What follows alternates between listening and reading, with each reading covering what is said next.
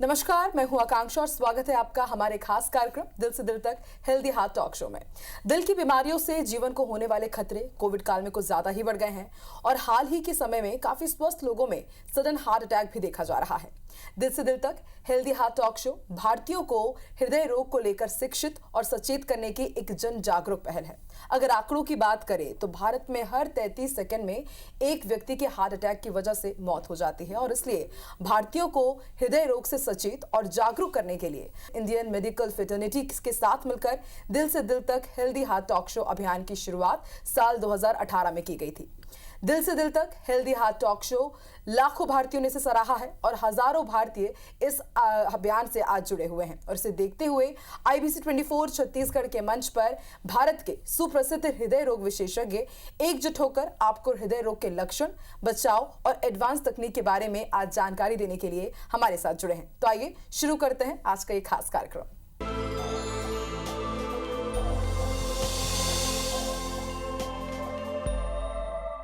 और इस कड़ी में देश के जाने माने प्रसिद्ध हृदय रोग विशेषज्ञ डॉक्टर गौरव त्रिपाठी, डॉक्टर मनोज गुप्ता, डॉक्टर निखिल मोतीरमानी और डॉक्टर सुलभ चंद्राकर हमारे साथ इस वक्त स्टूडियो में मौजूद हैं। आप सभी का बहुत बहुत स्वागत है। और ये तमाम डॉक्टर्स आज हमें हृदय रोग से बचाव और उपचार के बारे में जानकारी देंगे। इसके साथ ही हार्ट हेल्दी लाइफस्टाइल के पहलुओं पर हम बारीकी से चर्चा करेंगे और कोशिश करेंगे कि आपके मन में जितने भी सवाल हैं हार्ट से जुड़े हुए, आज उनका समाधान हमारे शो में आपको मिल जाए। सबसे पहले मेरा सवाल डॉक्टर गौरव से है। डॉक्टर गौरव, आंकड़ों के अनुसार भारत में हृदय रोग की घटनाएं लगातार बढ़ रही है। हम देख रहे हैं कि एक मरीज कैसे जांच सकता है कि उसका दिल स्वस्थ है या नहीं।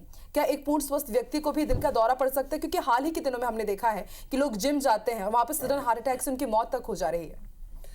निश्चित तौर पर भारत में हार्ट अटैक की संख्या बढ़ी है और हमारे वेस्टर्न काउंटर पार्ट्स की तुलना में काफ़ी तेज़ी से बढ़ी है। इसके कई सारे मुख्य कारण हैं। एक तो स्मोकिंग का बढ़ता प्रचलन और डाइट का इंट्रोडक्शन जो कि पिछले 2 दशकों में हमारे देश में हुआ, जो हमारे लिए उत्तम नहीं था।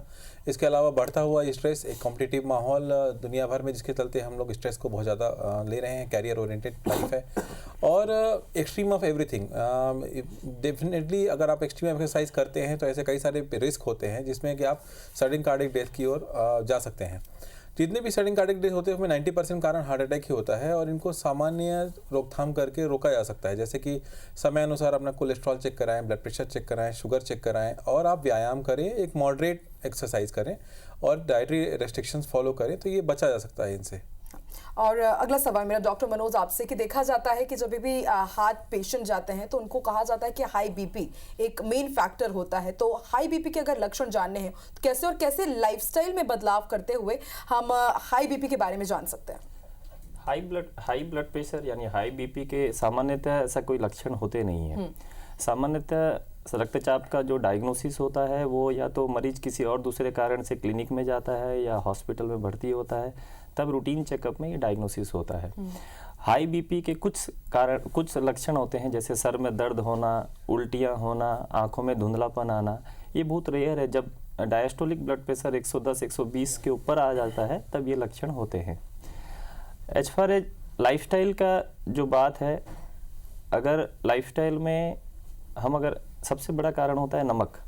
अगर नमक का सेवन हम डेली 5 ग्राम से कम करें तो हर साल 6 मिलियन डेथ से बचा जा सकता है। लाइफस्टाइल में डेली में अगर हम एक्सरसाइज का जैसे हम 3 टाइम खाना खाते हैं, अगर डेली हम एक्सरसाइज का उसमें अगर ऐड कर दें, कम से कम 30 मिनट एक्सरसाइज किया जाए तो ब्लड प्रेशर से निजात पाया जा सकता है।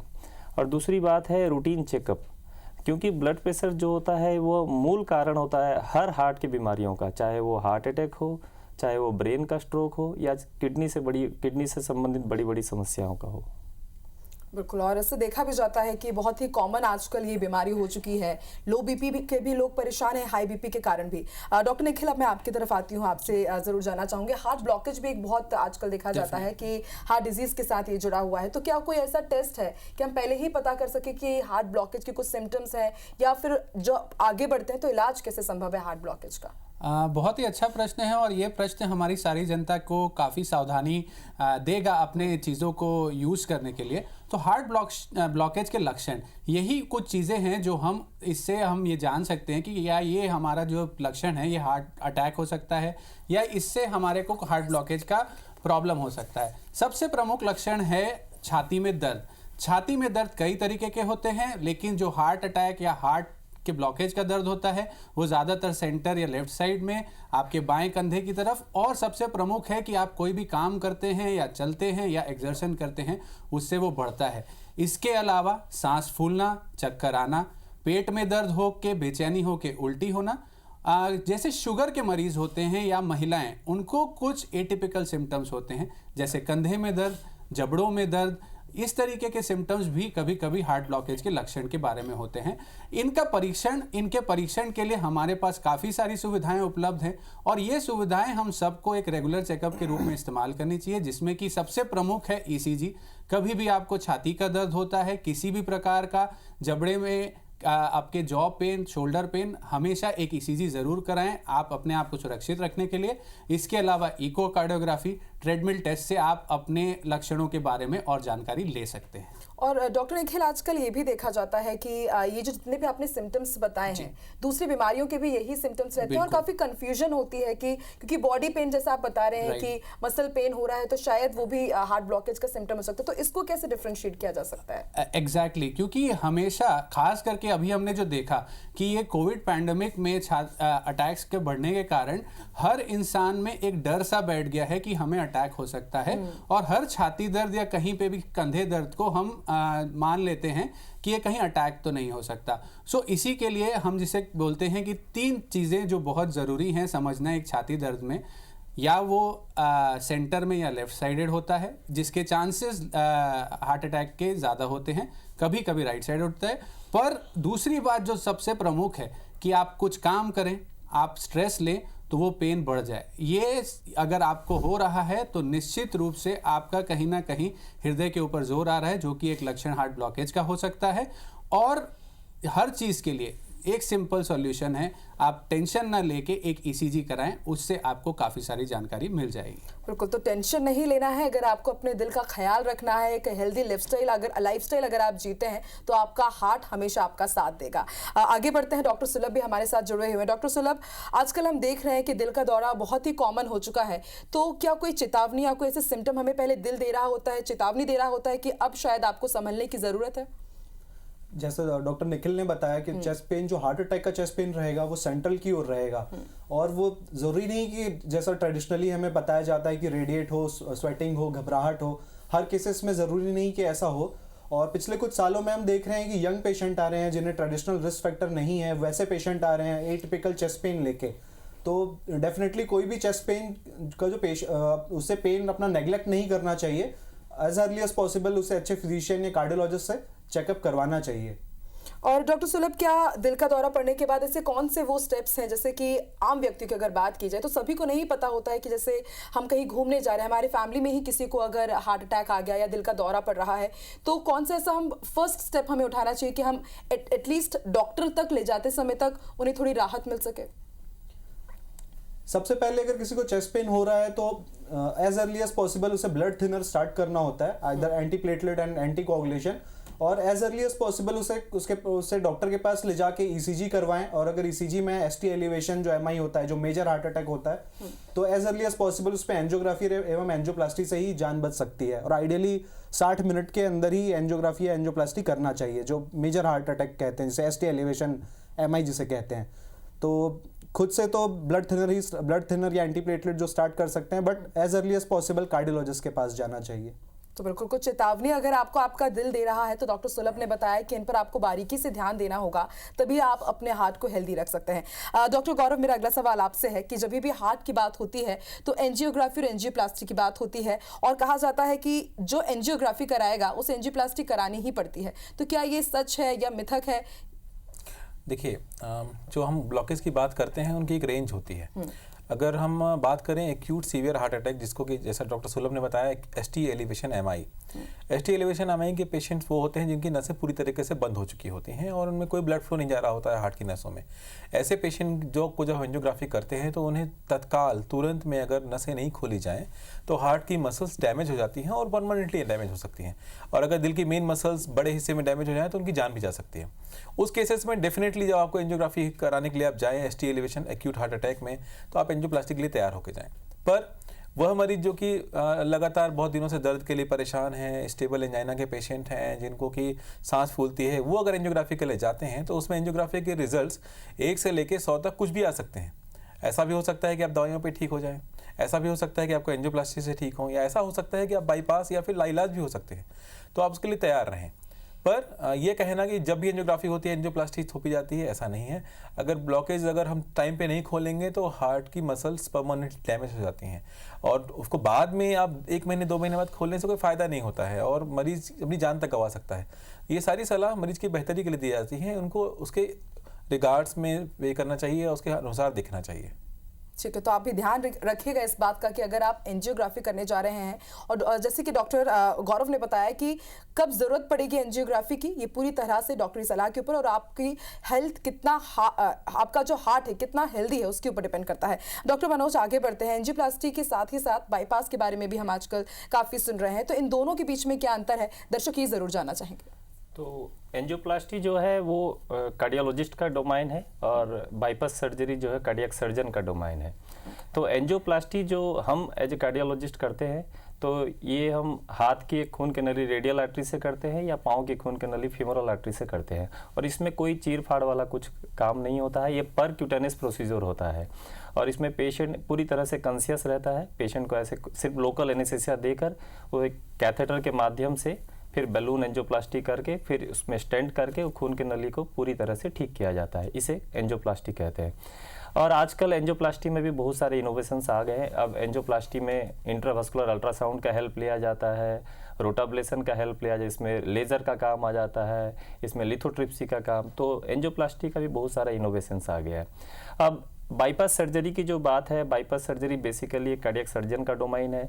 बाईपास सर्जरी उन्हीं को दिया जाता है जब हम एंजियोग्राफी कर लेते हैं तो फिर हम डिसाइड करते हैं कि नहीं इनको ट्रिपल वेसल डिजीज़ है और बहुत कम्प्लेक्स ट्रिपल वेसल डिजीज़ है, पेशेंट डायबिटीज़ है, पेशेंट का हार्ट का पंपिंग कम है, तो तब ये माना जाता है कि बाईपास सर्जरी से ज़्यादा बेनिफिट होगा एज कम्पेयर टू एंजियोप्लास्टी। और बाईपास सर्जरी एक हार्ट सर्जरी है। ये open heart surgery, major heart surgery से भी किया जाता है या मिनिमल इन्वेजिव बाईपास से भी किया जाता है। ठीक है, तो उम्मीद करते हैं कि बाईपास और एंजियोप्लास्टी में क्या डिफरेंस है ये आपने समझा होगा। डॉक्टर मनोज ने काफ़ी अच्छे से इसके बारे में जानकारी दी है। डॉक्टर निखिल, जब हम हार्ट इश्यूज़ की बात करते हैं और या हार्ट डिजीज़ की बात करते हैं तो पेसमेकर भी आजकल जो एक टर्म है बहुत यूज़ होता है, तो थोड़ा पेसमेकर के बारे में बताइए और क्या अलग अलग प्रकार के भी पेसमेकर्स होते हैं? जी बिल्कुल। पेसमेकर जो है, पेसमेकर एक यंत्र है जिसे कि आप देखेंगे पेस और मेकर, जब हमारी हृदय गति कम होती है, इस बेसिक मॉड्यूल से पेसमेकर का इजाद हुआ था। क्योंकि अगर आपकी हृदय गति इतनी कम है कि हृदय उतना धड़क नहीं पा रहा है, हमारी इलेक्ट्रिसिटी हृदय की खराब है, तो हमें पेसमेकर की ज़रूरत पड़ती है। आजकल पेसमेकर में काफ़ी ज़्यादा रिवॉल्यूशन आया है। अगर हम सिर्फ हृदय गति के पेसमेकर की बात करें तो हमारे पास सिंगल वायर का पेसमेकर जो कि सिंगल चेंबर पेसमेकर, 2 वायर का पेसमेकर जो डबल चेंबर पेसमेकर, ये तो पहले से मौजूद थे, पर आज की डेट में हमारे पास इसके इजाद में हिस बंडल पेसिंग और लेफ्ट बंडल ब्रांच पेसमेकर का भी इजाद हुआ है। तो आमतौर पर पब्लिक या हर पेशेंट ये परेशान होता है कि हमको कौन सा पेसमेकर ज़्यादा लगाना चाहिए। तो आप बिल्कुल निश्चिंत रहें, आपको ये सारे पेसमेकर जानने चाहिए और आपके जो कार्डियोलॉजिस्ट हैं, जो आपके हृदय रोग विशेषज्ञ हैं, वो आपको इसमें सबसे उचित सलाह दे सकते हैं। क्योंकि आपका कौन सा इलेक्ट्रिसिटी किस हिसाब से रुका हुआ है उसके लिए ही आपको पेसमेकर लग रहा है। सो उस हृदय रोग विशेषज्ञ को उसके बारे में सबसे अधिक जानकारी है जो आपको उतनी ही मदद करेगा। इसके अलावा कुछ पेसमेकर्स होते हैं जो हृदय गति को बढ़ाने के साथ साथ आपको ये निश्चित करते हैं कि आपका हार्ट का पंपिंग अगर कम है या आपकी हृदय गति अनियमित है तो उसको वो करते हैं, जिसको कि हम कभी कभी शॉक वाला पेसमेकर बोलते हैं, जिसका नाम होता है इंट्राकार्डियक डिफिब्रिलेटर, और जो पंपिंग बढ़ाता है उसका नाम होता है कार्डियक रीसिंक्रोनाइजेशन थेरेपी। सो कई बार हमने देखा है कि कुछ मरीज जिनकी सांस बहुत फूलती है उनका पंपिंग फंक्शन जिसको कि हम EF के तौर पे बताते हैं 30%, 20% है, तो उनमें ये CRT पेसमेकर जो रिसिंक्रोनाइजेशन थेरेपी है वो यूजफुल होता है। और जो पेशेंट्स जिनको कि कई बार अनियमित गति जिसको कि हम वेंट्रिकुलर टैकीकार्डिया, वेंट्रिकुलर फिब्रिलेशन बोलते हैं, उनको ये इंट्राकार्डियक डिफिब्रिलेटर्स रखते हैं।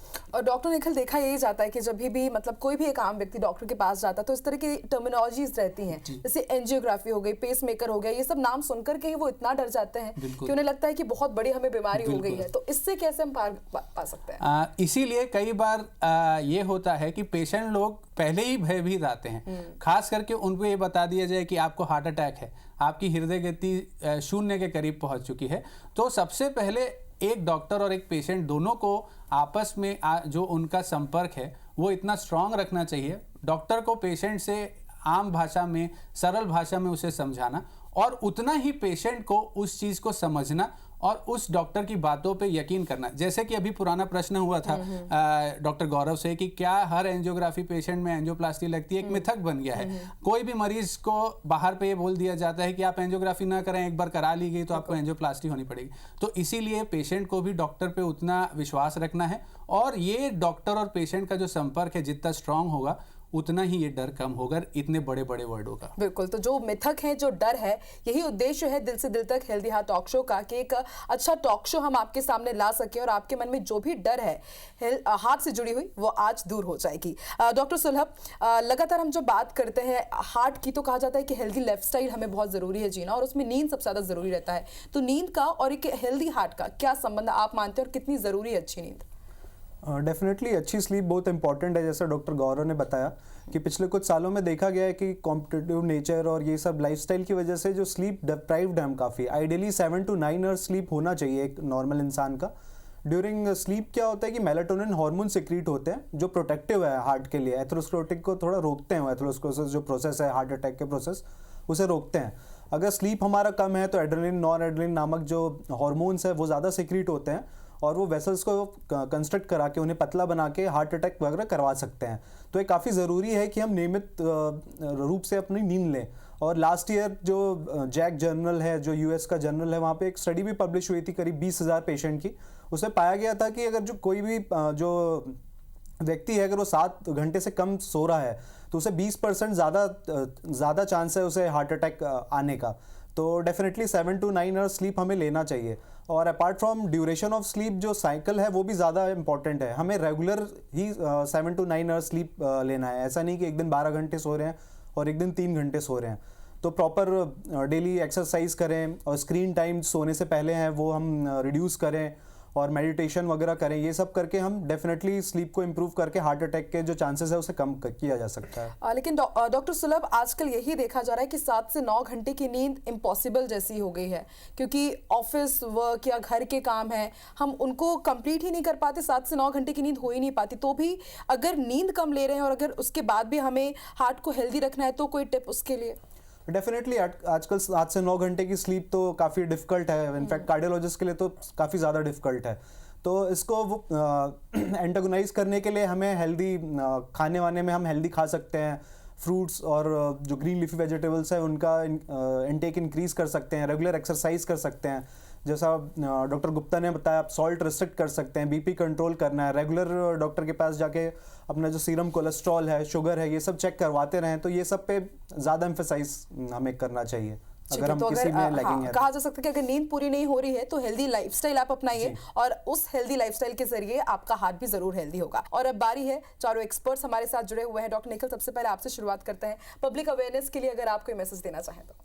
बिल्कुल, जनता को ये मैसेज मेरा ये रहेगा कि स्ट्रेस और स्लीप यानी आपकी निद्रा और आपका टेंशन, इन दोनों से आप जितना सहज रहेंगे, यानी टेंशन नहीं लेना है और निद्रा पूरी करनी है। एक साउंड स्लीप बहुत इंपॉर्टेंट है।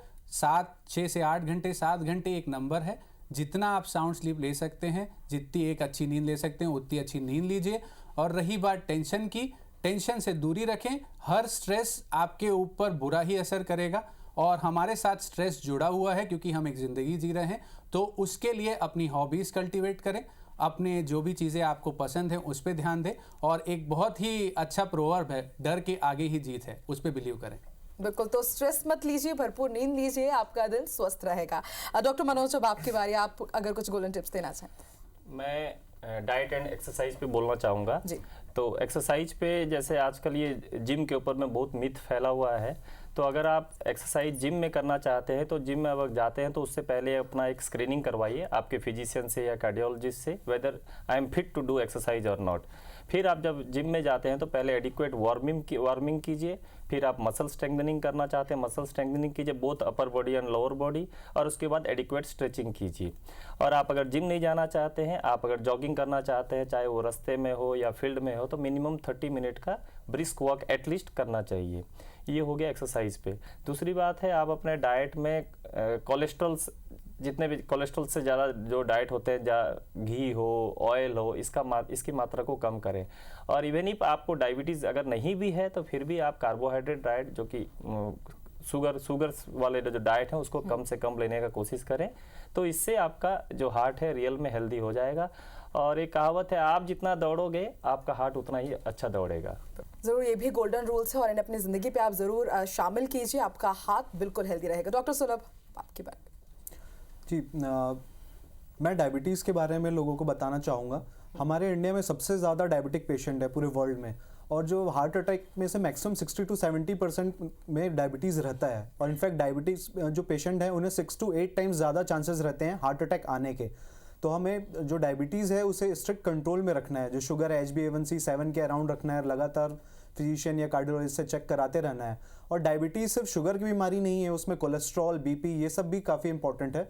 तो हमें रेगुलर कोलेस्ट्रॉल वगैरह चेक करा के, जो एंटी कोलेस्ट्रॉल ड्रग है, स्टैटिन्स, वो सब कंटिन्यू लेना है। बीपी हमें रेगुलर मेंटेन करना है, और एक्सरसाइज कंटिन्यू करना है, और डाइट वगैरह फॉलो करना है, जैसे डॉक्टर गुप्ता ने बताया। बिल्कुल। डॉक्टर गौरव, आप क्या टिप्स देना चाहेंगे, क्योंकि लाखों दर्शक इस वक्त आपको सुन रहे हैं।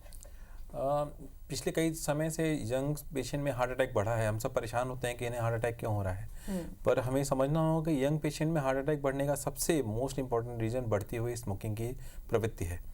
स्मोकिंग हार्ट को सबसे ज़्यादा प्रभावित करता है, और हार्ट अटैक इसके जो होते हैं वो सडन और सीवियर होते हैं, जिससे कि तत्काल मौत या सडन कार्डिक डेथ की चांसेस बढ़ जाते हैं। अगर इसके बाकी अंगों में प्रभाव को छोड़ दिया जाए तो सिर्फ हार्ट के ही बात की जाए अगर, तो भी यह single most important reversible factor है स्मोकिंग। और यह हमारे देश में पर्टिकुलरली पिछले 20 सालों में बहुत तेज़ी से स्मोकिंग की टेंडेंसी बढ़ी है। सडन हार्ट अटैक हो सकता है किसी भी स्मोकर को। एक हम कहते हैं कंप्लीट सीजेशन होना चाहिए। आप कम नहीं करेंगे, आप स्मोकिंग कम नहीं करेंगे, आपको पूरा बंद करना होगा, तभी आप हृदय के अटैक से बच पाएंगे। बहुत बहुत शुक्रिया डॉक्टर गौरव गोल्डन टिप्स देने के लिए। तो हृदय को स्वस्थ कैसे रखा जाए, इस पर आज हमारे दर्शकों के साथ महत्वपूर्ण साझा जानकारी के लिए सभी डॉक्टर्स का तहे दिल से बहुत बहुत शुक्रिया। हमें यकीन है कि हमारे दर्शकों को महत्वपूर्ण जानकारी मिली है, और आप सभी के द्वारा दी गई जानकारी का हमारे दर्शक जरूर पालन करेंगे। ज्यादा जानकारी के लिए लॉग इन करना ना भूलें फेसबुक पेज दिल से दिल तक हेल्दी हार्ट पर। आप सभी दिल से दिल तक हेल्दी हार्ट अभियान से यूट्यूब, इंस्टाग्राम और ट्विटर के माध्यम से भी जुड़ सकते हैं। बहुत बहुत धन्यवाद हमारे साथ जुड़ने के लिए। देखते रहिए IBC 24। नमस्कार।